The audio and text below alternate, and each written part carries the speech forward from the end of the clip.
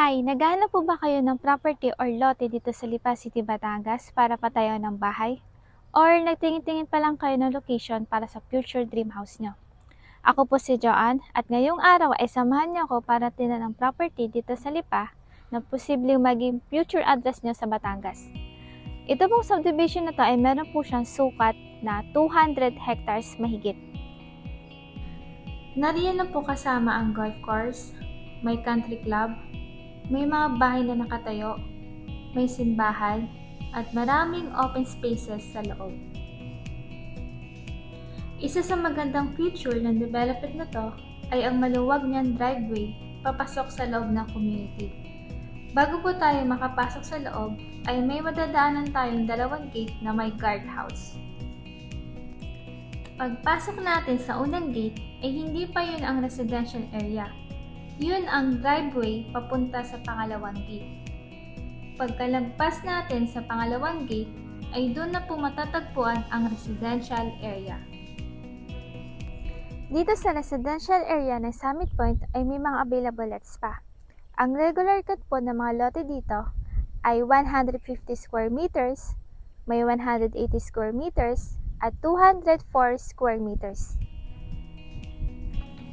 Kung ang hanap niyo po ay mas malaking size, may mga mangilan-ngilan pang mga lote dito sa loob na may sukat na 1,200 square meters mahigit.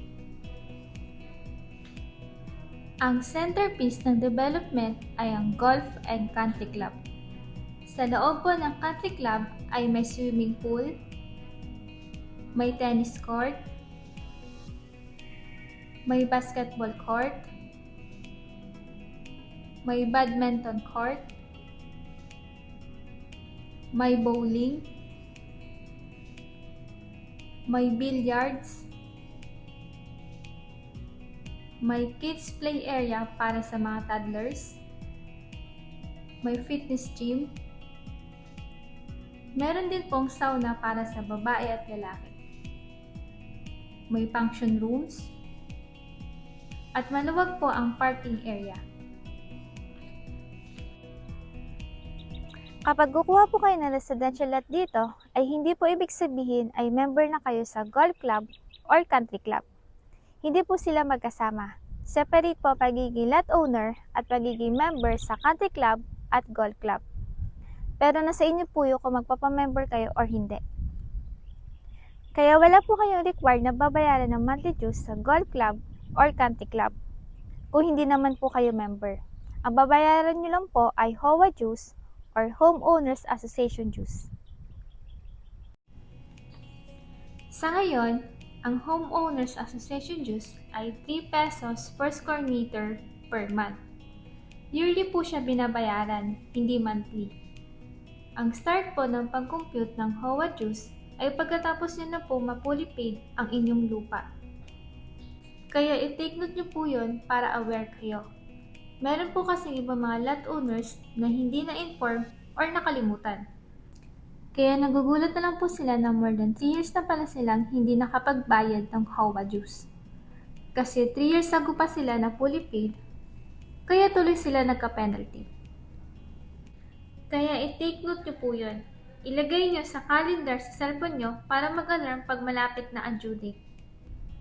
At meron pong discount sa HOA dues kapag maaga nyo siya binayaran. Ang due date po kasi ng HOA dues dito sa Summit Point ay every month of May.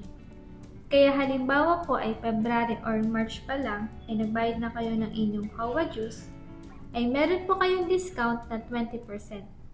Malaki-laki din yon, pwede din pong pangsanggip yon. Sayang kung hindi niyo po agahan.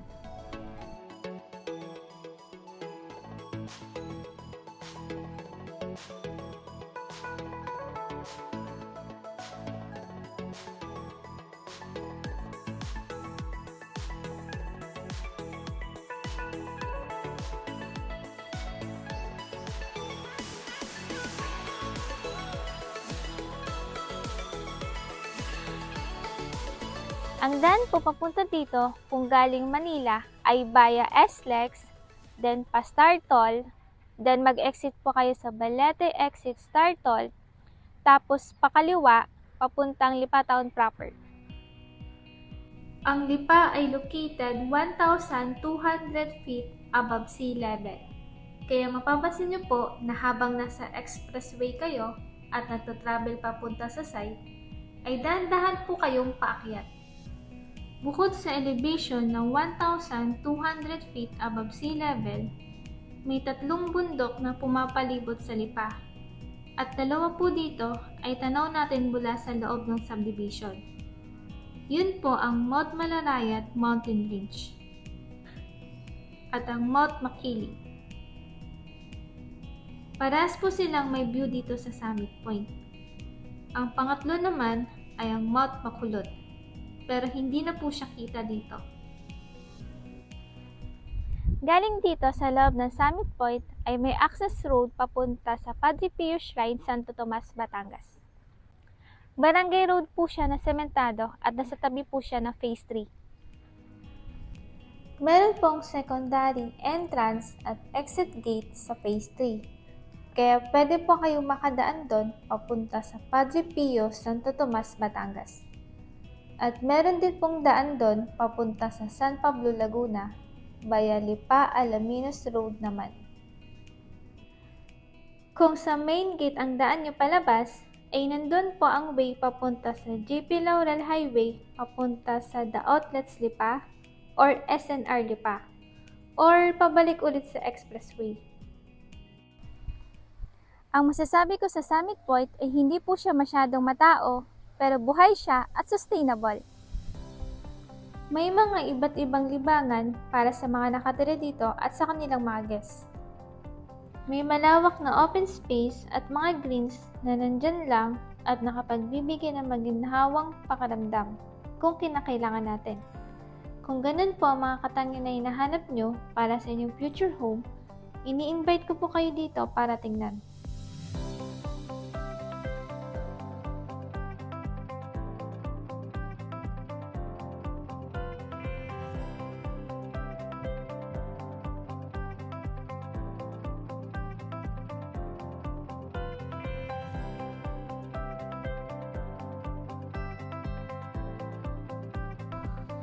Recap po natin, ang Summit Point Subdivision ay may sukat ng more than 200 hectares.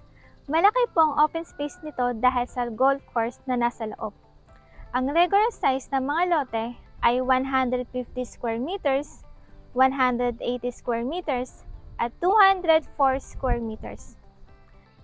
Ang selling price po sa ngayon ay between 2 million to 4 million plus pesos.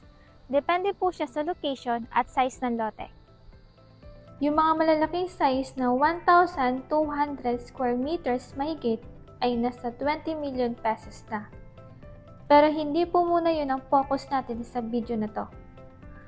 Pwede ko po gawa ng separate video. Comment lang po kayo kung interested. Ang reservation fee ay 20,000 pesos. Good for 30 days. Non-refundable po ang reservation fee, pero deductible sa total price. Sa payment terms, ay pwede pong installment, pwede rin pong cash payment.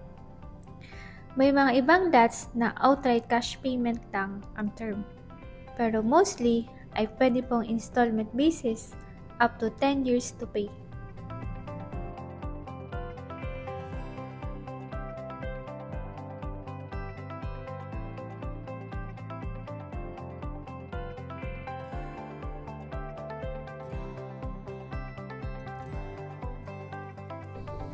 Kung may mga question po kayo about ito sa property na to, at kung gusto niyo po ito makita, kontak niyo lang po ako sa number na nasa baba. Maraming salamat po sa panonood. Ako po pala si Joanne at magkita-kita po ulit tayo sa susunod na video. Hanggang sa muli! Bye!